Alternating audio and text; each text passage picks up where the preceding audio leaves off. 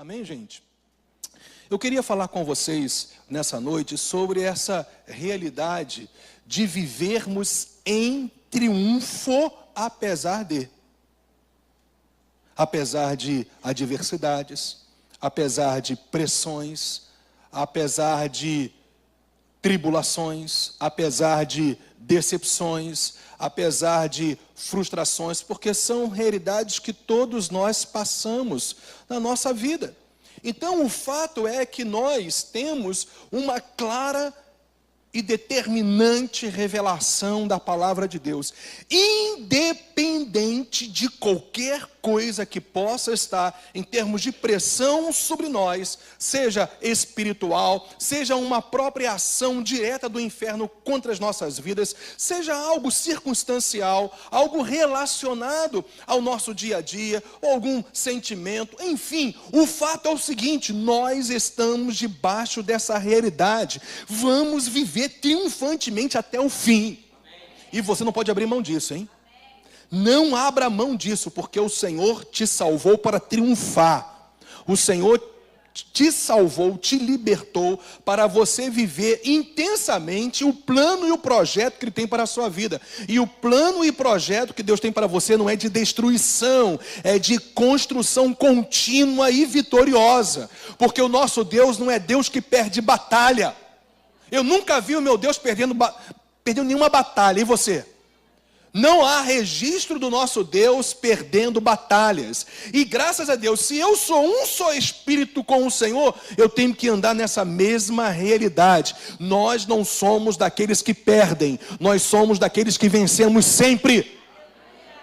É nesse mesmo espírito que Paulo, em Romanos 8, ele fala que apesar de todas essas coisas, nós somos mais do que vencedores. O texto que eu vou mostrar para vocês aí, em 3 versões, na verdade está falando a mesma coisa que Romanos 8 nos mostra. Que nós, independente de angústias, perdas, decepções ou qualquer coisa que possa acontecer em nossas vidas, a Bíblia já deixa claro para aqueles que depositam a sua fé em Cristo, que eles não serão, eles já são mais do que vencedores. Porque, perceba, gente, olha só, perceba algo, gente, se você tem Cristo, você tem tudo. Você não ouviu isso. Se você tivesse ouvido, você ia dar um amém, mas um amém cheio de entusiasmo. Quem tem Jesus tem tudo. Amém. Melhorou. O fato é que a Bíblia diz que Jesus Cristo é a herança para nós. Ele não é mais um para você. Olha só, Deus não estabeleceu Cristo, Messias, o Senhor, como mais uma das suas opções. Gente, Jesus, eu falei isso há poucos dias atrás aqui. Jesus não foi a melhor opção de Deus para a sua vida. Jesus não é a melhor opção para você. Jesus não é a melhor opção para a sua salvação, para a sua eternidade, para a sua cura, para a sua libertação, restauração. Jesus não é a sua melhor opção. Ele é a sua única opção. Porque tudo que está fora de Cristo é derrota, mesmo que aparentemente as pessoas possam estar vivendo muito bem, mas o fato é o seguinte: até aquilo que as pessoas vivem, recebem, têm, adquirem sem Cristo, é para a sua própria maldição. Porque alguém só é resgatado de toda a maldição se tiver em Cristo. Cristo não é sua melhor opção, Cristo é sua única opção. Isso tem que ficar muito claro para você.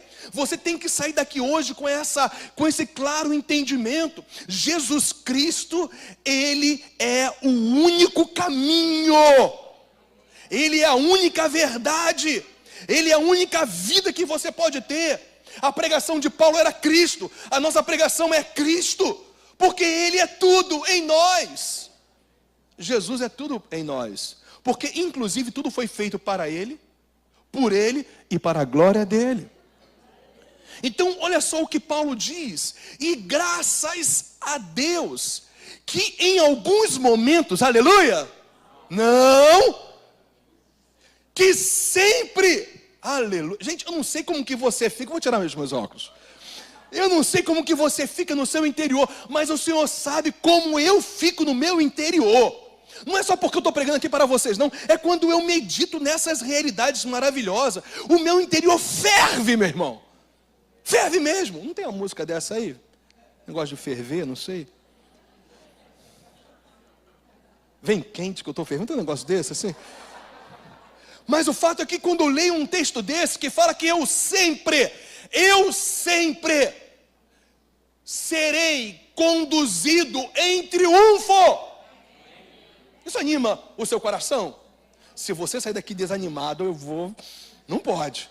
Você tem que erguer a sua cabeça e entender que você pode dar graças a Deus, porque Ele sempre vai te fazer triunfar na pessoa do Filho dele, na pessoa de Cristo.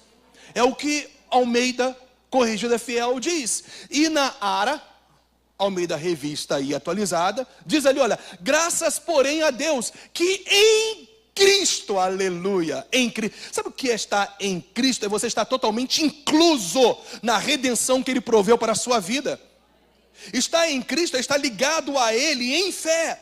É você estar totalmente descansado, depositando totalmente a sua fé, a sua confiança nele. É você se descansar em quem Ele é e na obra eterna e definitiva que Ele fez a favor de todos os que de fato colocam a sua fé nele. Estar em Cristo é você estar totalmente identificado com a sua morte e com a sua ressurreição. Quando você se identifica com a morte de Cristo, crendo que Ele morreu no seu lugar, uma velha natureza espiritual, ela é morta com Ele na cruz do Calvário e sepultada para sempre. E um novo ser renasce em você, ressuscita em você. Você se torna uma nova criatura, meu irmão. Isso é estar totalmente identificado em Cristo, na pessoa de Cristo. Você fica animado por isso? Aí eu fico, meu irmão, eu fico. NVI diz, mas graças a Deus que sempre nos conduz vitoriosamente em Cristo. Aleluia. Vamos ler juntos, vamos lá. Primeiro, vamos lá. E graças a Deus que sempre nos faz triunfar em Cristo. Quem pode dizer um amém por isso aí? Segunda versão, vão ser 3 améns. Segunda versão, vamos lá. Graças, porém, a Deus, que em Cristo sempre nos conduz em triunfo. Amém. Aleluia. E o último, hein? Mas graças a Deus, que sempre nos conduz vitoriosamente em Cristo. Amém. É para pisar na cabeça da serpente hoje, hein, meu irmão? E prosseguir nessa vitória, porque você tem que entender o contexto pelo qual Paulo declarou isso. Paulo estava passando pelos piores momentos da sua vida ministerial, e por que não até mesmo dizer em relação à sua vida espiritual, emocional. Ele começa, nós vamos ver algumas coisas, ele realmente está numa situação muito difícil, debaixo de uma pressão esmagadora, seja no seu interior, seja de fora para dentro. Havia situações na vida e do ministério de Paulo que estavam causando angústias, tristezas. Eu quero te dizer que Paulo passou por angústias e tristezas. O maior fundamentador da fé passou por adversidades. Ele foi machucado, ele foi ferido, ele se decepcionou com pessoas, mas parece que num ato, um repente glorioso do Espírito de Deus, eu posso me expressar assim, gerou essa declaração de fé. É como se ele desse uma parada, porque depois ele vai dar continuidade a partir do próprio capítulo 7, mas nesse momento agora, até o capítulo 6, é como se ele desse realmente um repente e começasse a glorificar, a exaltar a Deus, apesar de todas as circunstâncias adversas que ele estava passando. Isso tem que ser a tua vida cristã normal. Independente de qualquer coisa, você tem que ter essa decisão de fé em Cristo Jesus. Eu posso já agradecer, exaltar, engrandecer a Deus, porque Ele, por causa da minha fé no Cristo vivo, vai me conduzir sempre em triunfo. É como se Paulo, diante de tantas decepções, dificuldades, pressões, ele abrisse os seus lábios para falar e declarar para Deus: Senhor Deus, eu sei em quem tenho crido. Eu sei em quem tenho crido. E eu estou bem certo que o Senhor é poderoso para guardar o meu tesouro até o dia final. Meu irmão, olha só, a tua vida, quando você realmente está em Cristo, está guardada no poder de Deus. Por isso que você pode, independente de qualquer situação, também confessar em fé isso, que Deus vai sempre te conduzir em triunfo vitorioso, ou de maneira vitoriosa e constante. Então nós podemos agora ver 3 atitudes de fé da vida cristã normal. Olha, não pense que esses 3 pontos que vão ser colocados são somente para alguns privilegiados. Eu quero te dar uma boa notícia: Deus não tem filhos prediletos. Eu vou repetir isso para você porque você não está animado ainda. Deus não tem filhos prediletos. Ele te ama da mesma maneira que me ama. Apesar de me sentir predileto, eu sei que eu não sou predileto. Ele te ama do mesmo jeito que me ama. A diferença é a intensidade da nossa busca pelo aconchego do Pai. Essa é a diferença. O que diferencia não é o amor de Deus, é o quanto nós o buscamos. Eu vou repetir isso para você. O que diferencia atitudes constantes, perseverantes, cheias de alegria, independente de tristezas, não é o quanto Deus ama alguém, é o quanto você está o buscando. A diferença não é Deus, sou eu e você.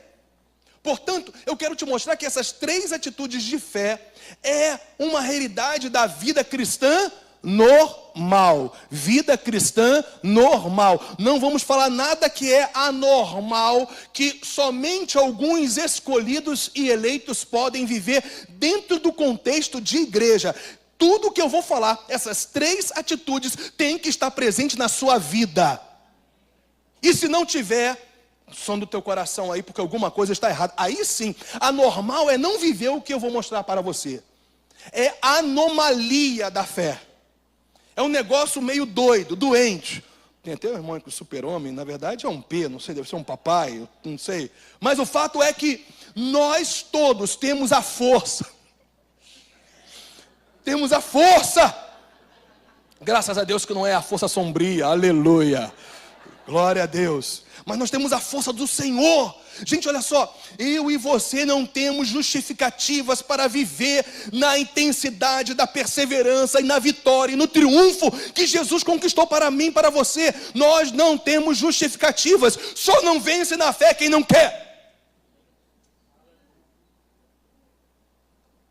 Só não vence diariamente na fé quem não quer. Como que eu de alguma maneira expresso esse não querer? Não é muitas das vezes através de palavras, não, é com atitudes.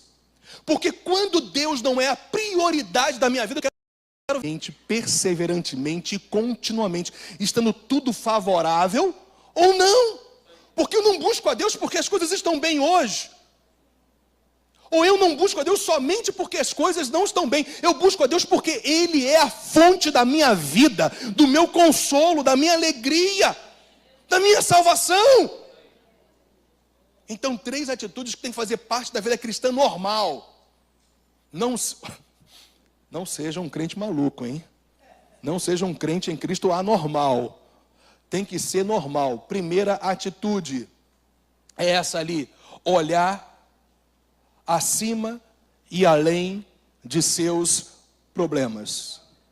Quando Paulo falou, depois que ele relata várias situações que estavam acontecendo na sua vida, no seu ministério, decepções, angústias, aflições, tribulações, adversidades, ele dá esse grito de fé, esse brado de fé: graças a Deus que o Senhor sempre vai me conduzir em triunfo, vitoriosamente, em Cristo Jesus. Ali ele estava simplesmente dizendo: eu não aceito focar os meus olhos, fixar os meus olhos, os meus sentimentos, as minhas crenças, porque às vezes tem pessoas que creem mais nas dificuldades do que no próprio Deus. Eu não vou me deixar levar a ponto de ficar focado nos problemas da vida. Eu vou olhar acima e além dos problemas. É esse, graças a Deus, porém, que nos conduz sempre em triunfo em Cristo. É esse brado, é esse hino de vitória. Essa declaração de fé, que é a mesmíssima coisa, é uma atitude de fé que tem que se tornar uma realidade na normalidade da sua vida com Deus. Gente, eu não estou falando de coisas para super-homem aqui não, eu estou falando de coisas, de gente que é frágil, humanamente dizendo, mas em Cristo é mais do que vencedor, que pode todas as coisas nele que lhe fortalece. Você compreende isso? Não é a tua força, não é a tua capacidade, mas é o poder de Deus, é essa palavra viva em você, que te faz, que te dá condições de olhar acima. Eu disse acima, e além de seus problemas e dificuldades. Para que você vai viver na autocomiseração, se você pode viver na paz que excede a todo entendimento? Por favor, vai. Para de se sentir um coitadinho por causa dos problemas que você tem. Declara que no Senhor você é mais do que vencedor, dia após dia. Eu não estou falando, gente, algo que tem que ser anormal, ou que tem que ser normal na vida de alguns. Essa palavra é direcionada para a igreja. Se você é igreja, essa palavra é para você. Então, sacode a poeira, hein? Levanta e prossegue, meu irmão.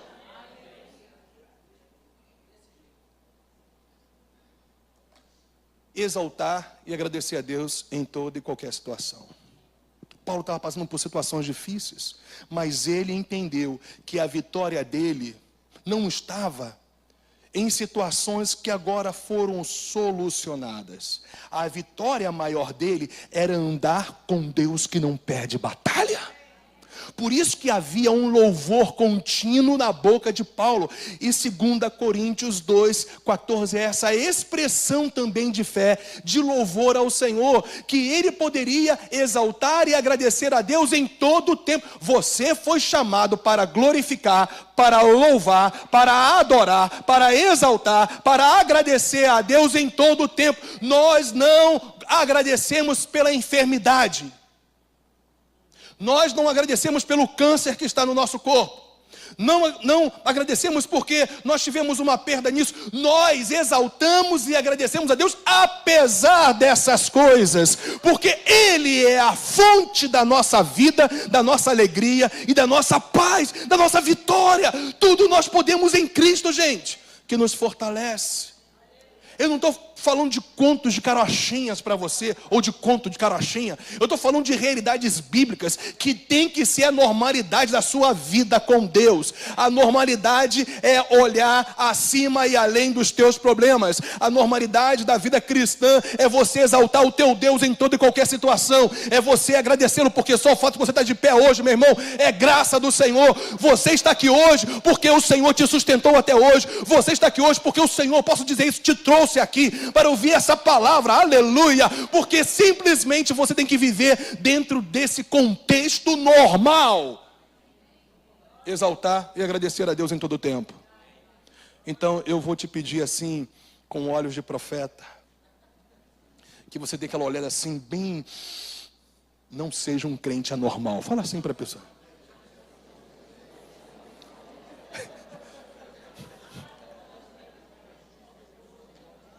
Falou para essa pessoa ao seu lado, não seja um crente em Jesus anormal, seja normal. Terceira atitude de fé, que tem que se tornar uma realidade da vida cristã normal. Qual é, gente? Tirar o foco das dificuldades. Gente, olha, o que as pessoas, a gente ouve tanta gente, a gente vê tantas situações no nosso dia a dia, nesses tantos anos de ministério. Falei tantos anos de ministério. A gente já viu e vê ainda tantas coisas. As pessoas não aprendem, ainda estão sendo crentes chupetinha, bebês. Lembra dessa, não? Vocês conhecem o crente chuchu? Não conhece o crente chuchu, não? O crente chuchu é o seguinte, para quem entende de comida, que não é o meu caso, eu só sei comer.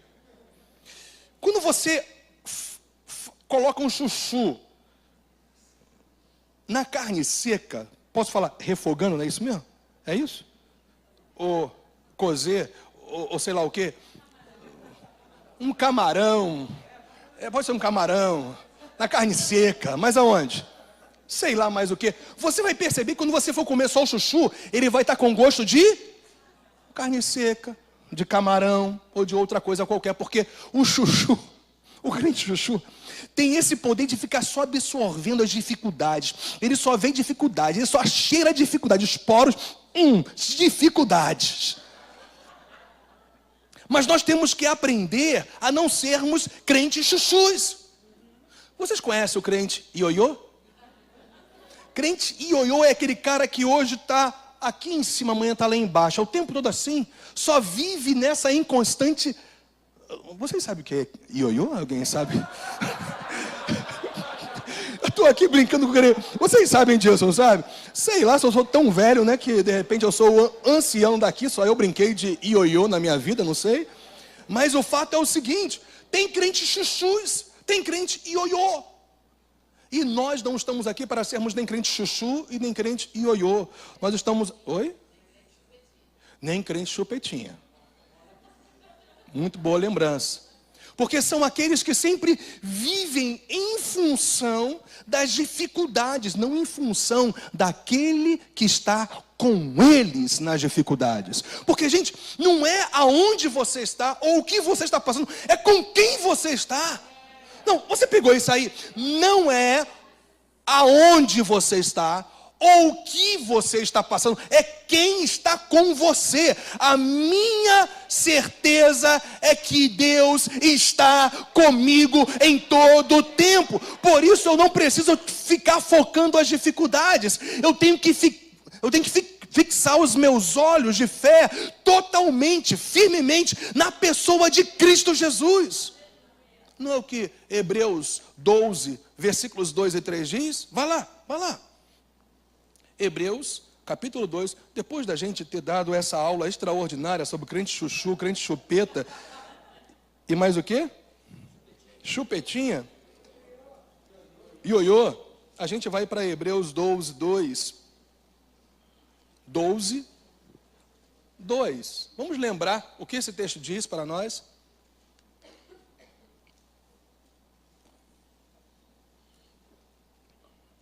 Hebreus 12, 2, diz, olhando firmemente, para quem, gente? O autor. O termo autor aqui é aquele que é a fonte, a origem da sua fé. Jesus Cristo, Ele é a fonte e a origem da sua fé. Você não pode ter fé plenamente em Deus se Jesus não é a origem e a fonte da sua fé. Tudo que Ele é e tudo que Ele fez e fará. Ele é o autor e também o que? O consumador. A palavra consumador fala de aperfeiçoador. Graças a Deus que o Senhor faz em nós é um início, mas é um constante aperfeiçoamento. Um constante aperfeiçoamento. Ele inicia uma obra em nós, mas Ele é poderoso para completá-la dia após dia em nossas vidas. E todo dia é dia de nós crescermos na nossa fé. Todo dia é dia de nós sermos aperfeiçoados. E graças a Deus que Deus toma as adversidades, as dificuldades, as pressões que muitas das vezes são esmagadoras para nos aperfeiçoar. Graças a Deus, porque tristezas, decepções, algumas faltas nunca será para destruir aquele que tem olhos fitos em Jesus Cristo, mas é para aperfeiçoar o seu próprio caráter. Graças a Deus, gente, que Deus até nas situações mais difíceis Ele está cuidando de nós e nos aperfeiçoando. Ele é o autor e o que? Aperfeiçoador, consumador. Ele vai aperfeiçoar você até o fim. Eu não sei quanto a você, mas eu preciso melhorar até o fim. Eu preciso ser mudado até o fim. Eu preciso ser transformado até o fim. Até o fim. Então a Bíblia fala, olhando firmemente, não algumas vezes. Algumas pessoas, elas vivem sempre nessa situação de altos e baixos. É o ioiô constante, não é? É o ioiô. Ele nem é tão habilidoso para fazer o ioiô parar aqui em cima. Tem uns caras que fazem negócio... E cara, o tempo, se as coisas estão mal para ele está para baixo, está down. Quem te falou que os problemas têm que deixar achar você mal ao ponto de querer desistir. Os problemas para nós é trampolim para aperfeiçoamento e para milagres de Deus em nossas vidas, e até mesmo para nós sermos aperfeiçoados para abençoar outros. Graças a Deus, porque você é um canal vivo. Se você está em Cristo, você é um canal vivo para abençoar sempre outros. Com o seu aperfeiçoamento, você foi salvo para ser um instrumento vivo nas mãos de Deus. Por isso que Deus te aperfeiçoou o tempo todo, não simplesmente para você. Você não foi salvo somente para você. Você foi salvo, é claro, para estar em Cristo, para viver as realidades maravilhosas que Ele tem para a sua vida em vida e na eternidade. Mas Deus te salvou para que você seja canal, para que outros também experimentem a mesma realidade que você está experimentando. O que é? É graças a Deus, porque Ele sempre nos conduz em triunfo por Cristo Jesus. É essa pregação com a tua vida que você tem que fazer, olhando firmemente para o autor, a fonte, a origem e consumador, o aperfeiçoador, aquele que vai consumar uma obra até o fim, me aperfeiçoando. Olha só o que diz ainda: Jesus, Ele é o autor e consumador, o qual, em troca da alegria que lhe estava proposta. Minha gente, olha só, quando eu passo por pressões, tribulações, adversidades, a vida de fé normal é que eu não foque nas dificuldades, mas eu foque na exaltação após as dificuldades.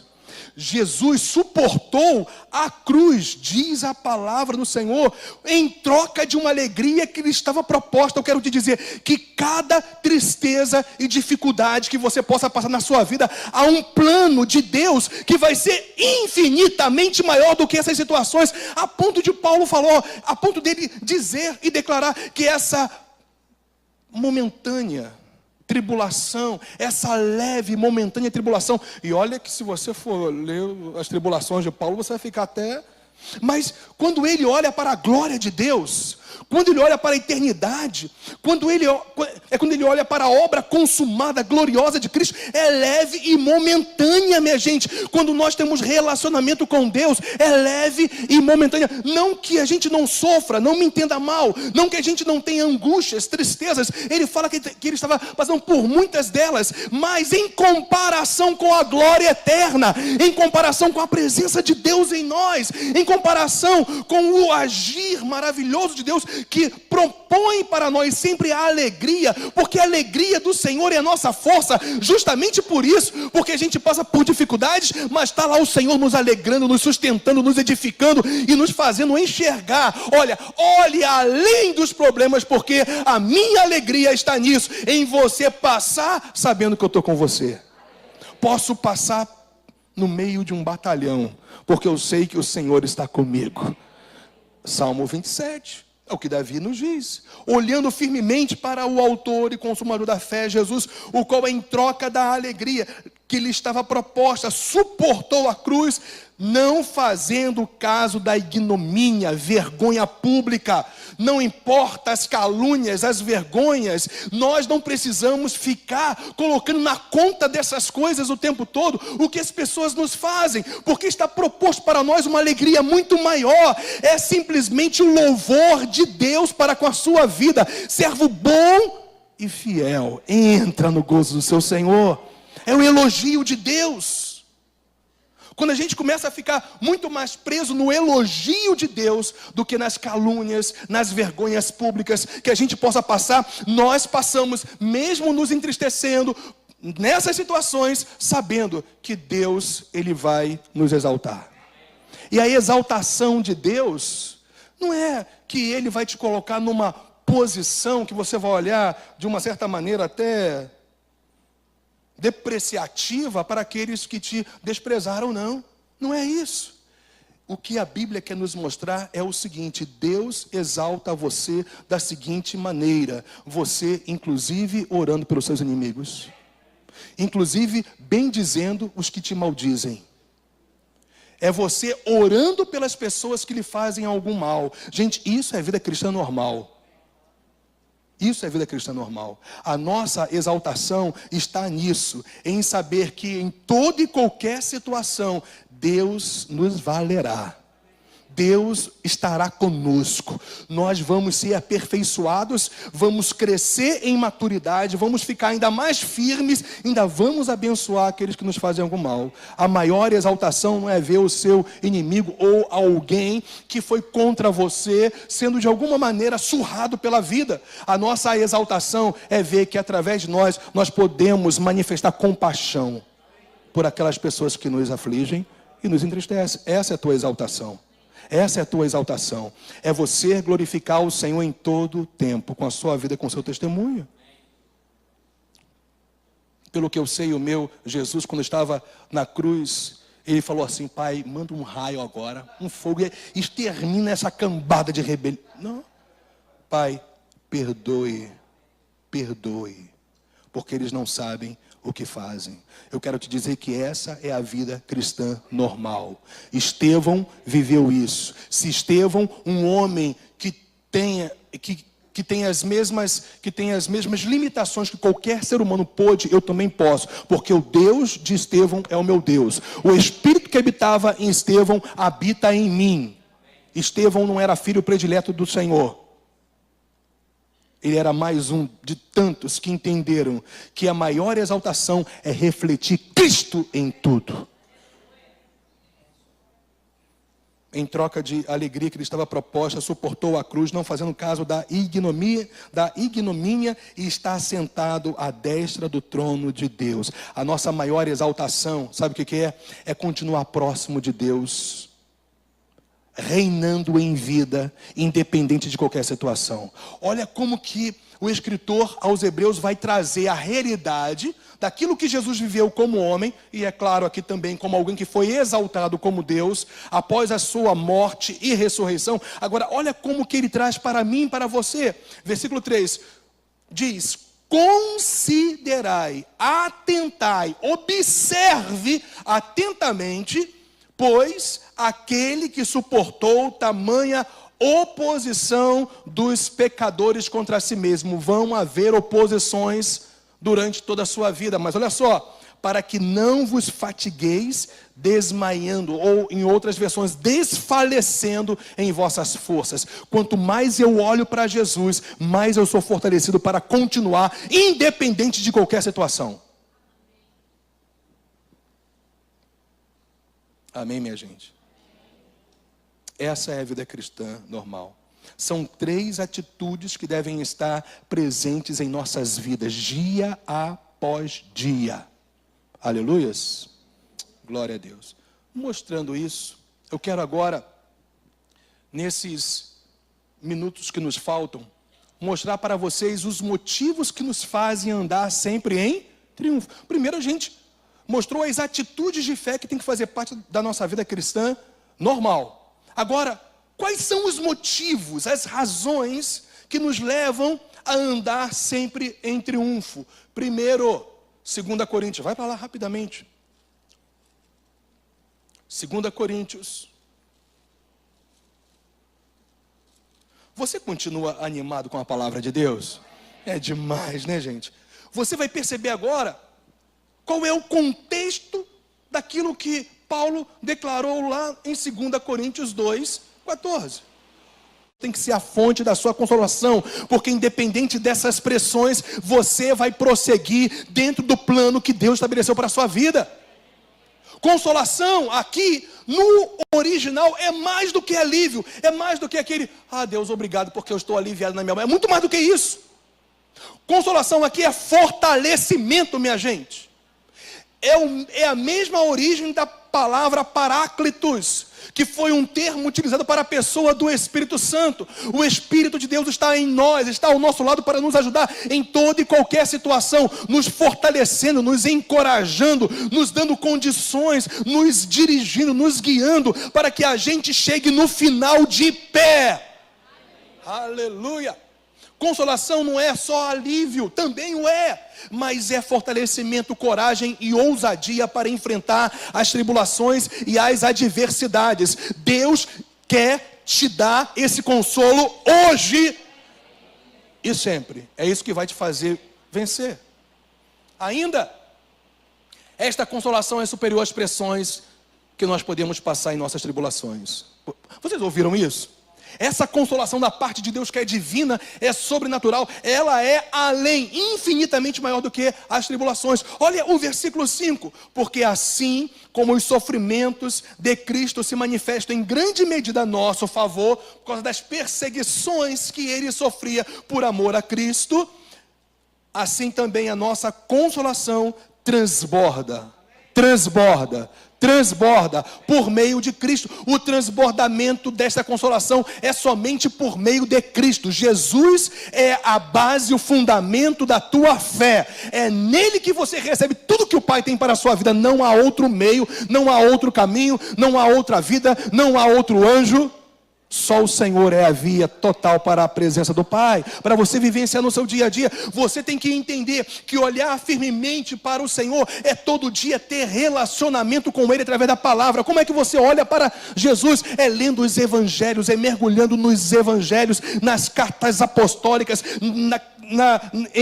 em Atos, que é aquela igreja em ação, na consumação de todas as coisas. Eu não sei o que acontece com a igreja do Senhor ainda. Quando alguém fala em Apocalipse, faz até o sinal da cruz, misericórdia. Meu irmão, a Bíblia fala que bem-aventurado aquele que lê o livro dessa profecia. Vamos ler Apocalipse. Talvez você não entenda tudo, mas o Espírito de Deus vai gerar fundamentos de fé no seu coração. Você vai caminhar hoje aqui sabendo o triunfo futuro e eterno é maior. Eu caminho nessa vida vigiando, sabendo que eu vou perseverar até o fim, porque está escrito, a história já está determinada. O Senhor já escreveu. Graças a Deus que a minha vida não está escrita nas estrelas. A minha vida está escrita no livro de Deus. Eu sei que eu vou triunfar. Eu sei que eu vou vencer. E o meu dia está chegando. Daqui a uns 50 anos, mais ou menos, se Jesus não voltar antes, sem usar fralda geriátrica, sem usar muleta, hein? Que maravilha! E ainda por cima, com a catuaba de Abraão. Aleluia! Glória a Deus! É isso que Deus tem para nós. É esse transbordamento dessa consolação que somente vem por meio de Cristo. Ficaram animadinhos, hein? Terceiro, outro motivo pelo qual te faz viver triunfantemente. Versículos 8 e 9. Olha que eu estou dando para vocês o contexto daquilo que estava gerando aquela declaração de Paulo em 2 Coríntios 2, 14. 8 e 9 fala: porque não queremos, irmãos, que ignoreis a natureza da tribulação que nos sobreveio na Ásia. Aqui lê-se Éfeso. Porquanto foi acima das nossas forças, a ponto de desesperarmos até da própria vida. Contudo, já em nós mesmos tivemos a sentença de morte, ou seja, ele já achava que iria morrer, não tinha saída, para que não confiemos em nós, e sim no Deus que ressuscita os mortos. Eu vou te falar qual é o motivo que te faz triunfar sempre em Cristo, quando as tribulações sempre te levarem a confiar unicamente em Deus. A tua saída, olha, escuta isso. A tua saída não é a solução do seu problema simplesmente. A tua saída é você confiar unicamente no Deus da tua salvação. Glória a Deus. Então, a gente pode entender ali, olha, quando ele fala desesperar da própria vida, ele está falando algo que não tem solução humana. Quando não há solução humana, você vai confiar em quem? Em Deus, que não tinha saída. Então só nos resta fazer o que, gente? Confiar no Criador dos céus e da terra, o Senhor da nossa vida. Esse é o motivo que te conduz sempre em triunfo. Quarto lugar, estamos para o fim, só falta 10 pontos. Brincadeira. 2 Coríntios 1:12. Vocês estão rindo aí de nervoso, né?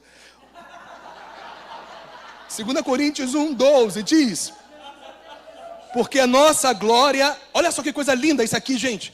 Presta atenção nesse versículo agora, hein? Porque a nossa glória é esta, o testemunho da nossa o quê? Ele está se referindo à consciência pessoal dele. De que com santidade e sinceridade de Deus, não com sabedoria humana, mas na graça divina, temos vivido no mundo e mais especialmente para convosco. Como é que eu vou viver sempre em triunfo? Com um posicionamento de santidade e sinceridade pela capacidade que vem de Deus. Aí fala de novo de relacionamento. Aí fala de novo de continuidade. Enquanto nós não descobrirmos essa via, essa vereda da justiça, que vai brilhando cada vez mais e mais até ser dia perfeito, a gente não vai viver aquilo que nós já temos em Cristo. Se você está em Cristo, você não triunfará, você já triunfou nele, mas tem que haver uma resposta, um posicionamento. E o melhor posicionamento é você andar em sinceridade e santidade, através de uma capacidade que vem do Senhor. E essa capacitação vem quando você tem vida com Ele no seu dia a dia. Nós não podemos abrir mão da integridade, da completude, de um caráter constantemente sendo transformado, do reconhecimento de realidades que precisam ser mudadas em nós, de vivermos em santidade. Santidade fala de alguém que foi separado para o serviço de outro alguém, para a glória desse alguém. Eu e você fomos separados pelo sangue de Jesus, nós somos habitados pelo Espírito Santo para vivermos para a glória de Deus. O maior propósito da sua vida não é ser feliz. E pastor, agora não, por favor, agora você já me deixou em maus lençóis. O maior propósito da sua vida não é ser feliz. Porque algumas pessoas podem dizer que são felizes dentro do contexto delas sem Deus. O nosso maior foco não é ser feliz, mas é viver para a glória de Deus. Porque eu vou te dar um segredinho. Eu vou te dar uma receita que não falha. E a receita é essa: quanto mais você vive para a glória de Deus, mais feliz você é.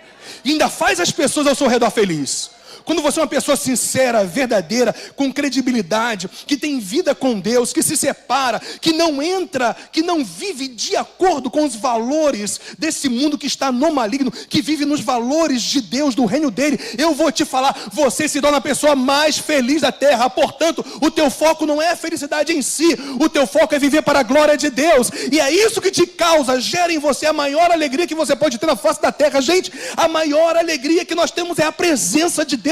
É Deus em nós, você entende? É Deus se manifestando conosco, em nós. É nós tendo relacionamento com Ele. Não há prazer maior, não há prazer maior. Eu vou repetir isso para você, não há prazer maior. Imitando o pastor Elinho. Acho que vocês estão mais animados desse lado. Não há prazer maior. Só serve só com o pastor Elinho, já vi isso, não tem jeito. Mas não há prazer maior do que nós estarmos no centro da vontade de Deus. É isso que nos faz triunfar, gente. Quinto lugar, só falta mais 12. Vai lá, 2 Coríntios 1, 18 a 20. Está aumentando, né?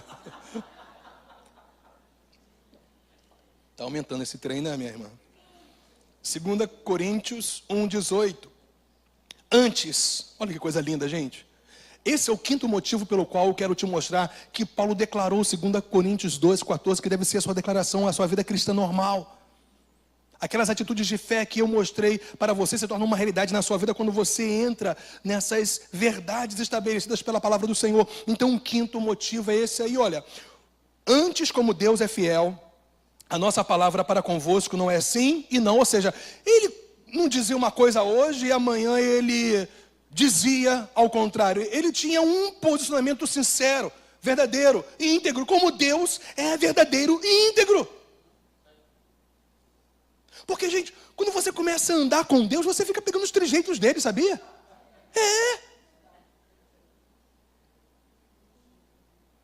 O que diz a Bíblia? Sede imitadores de Deus como filhos amados. Você pega o jeito do papai, de proceder, de caminhar. Não na perfeição dele, nunca jamais, mas você pega o jeito dele, sabe, de ver as coisas, de amar as pessoas, de valorizar as pessoas, de abençoar as pessoas, de libertar as pessoas, de curar os enfermos, de conduzir as pessoas para a paz plena e verdadeira em Cristo. Você pega o jeito do papai, mas tem que andar com ele. Por isso que ele fala, olha, eu já aprendi com Deus, Ele é fiel. Então, olha só, o que Ele falou ontem vai ser hoje a realidade. E eu também vou viver assim com vocês. Não vou falar uma coisa hoje, amanhã dizer outra. Versículo 19. Porque o Filho de Deus, Cristo Jesus, que foi por nosso intermédio anunciado entre vós, isto é, por mim e Silvano. Silvano aqui é Silas. é a mesma pessoa, e Timóteo não foi sim e não, mas sempre agora em Cristo, nele houve o sim, aleluia. Olha o que ele fala, porque quantas são as promessas de Deus, tantas tem nele, em Cristo, o sim, porquanto também por ele é o amém, para a glória de Deus, por nosso intermédio. Olha só, Jesus sempre diz amém a toda a vontade revelada de Deus para a sua vida. Sabe o que Paulo está falando aqui para nós? O que o levava a declarar 2 Coríntios 2,14 é que firmeza de fé na fidelidade de Deus, que cumpre sempre as suas promessas, sempre te conduzirá em viver em triunfo. Seja firme. Quem está firme? Oi, meu irmão. Isso, garoto. Quem está firme nas muralhas de Jericó, diga amém.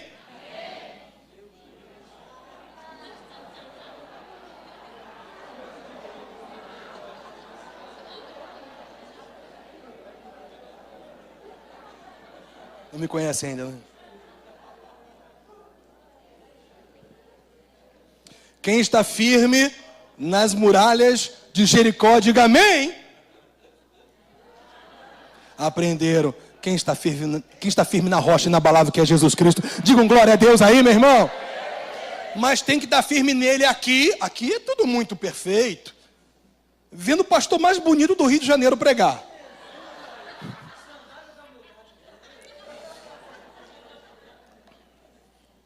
Eu já falei que eu não sou o pastor Hélio. Eu não tenho a altura dele, não tenho as barbas dele, não tenho a autoridade dele, não tenho a sapiência dele, mas pelo menos eu sou mais bonito do que ele. Brincadeira isso aí. Tem gente rindo de nervoso aí já. O fato é o seguinte, gente, a nossa firmeza de fé determinará como que você vai andar.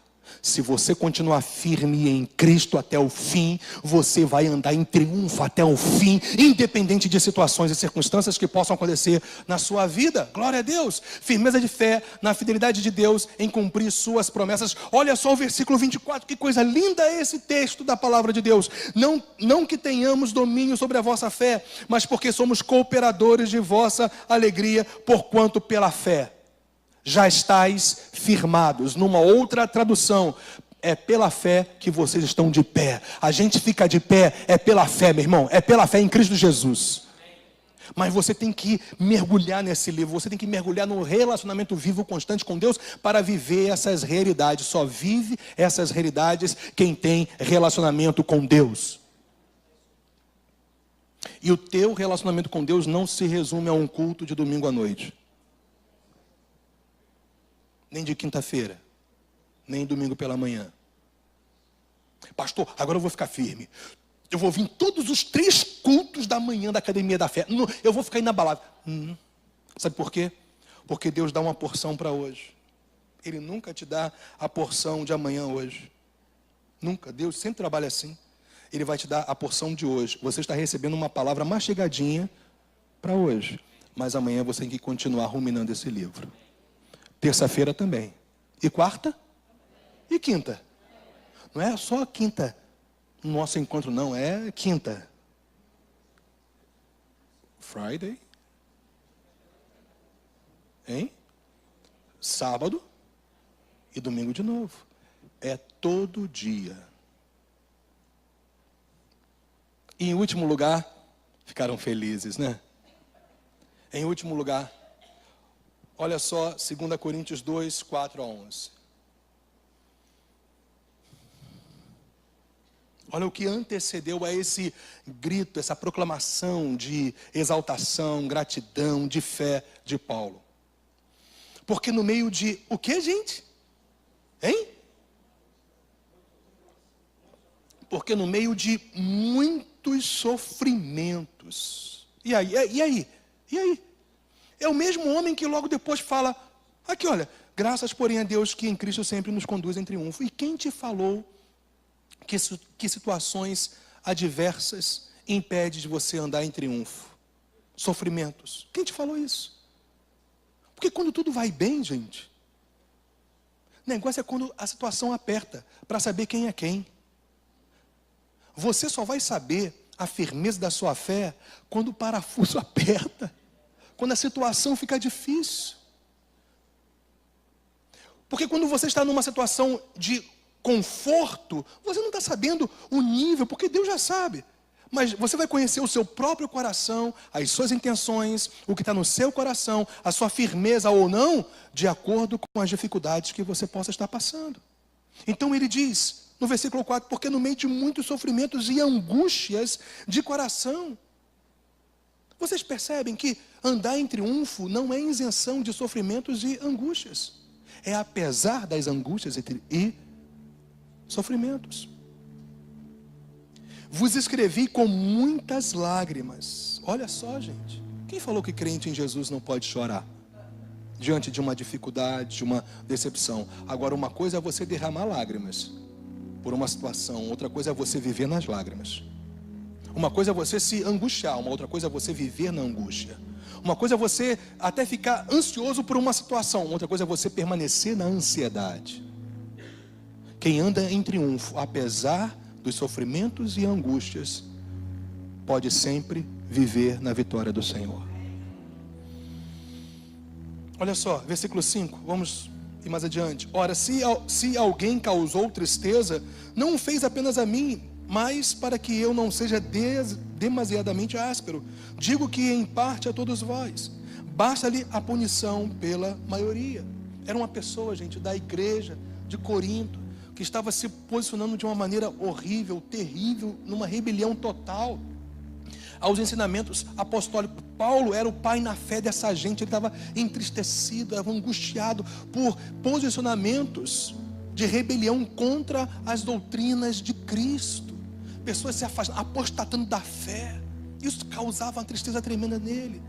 Talvez você esteja passando por situações que pessoas que eram um referencial para você, ou que te alegrava tanto, está causando tristezas, sofrimentos e angústias na sua vida. Mas eu quero te dizer, apesar dessas coisas, você pode sempre andar em triunfo.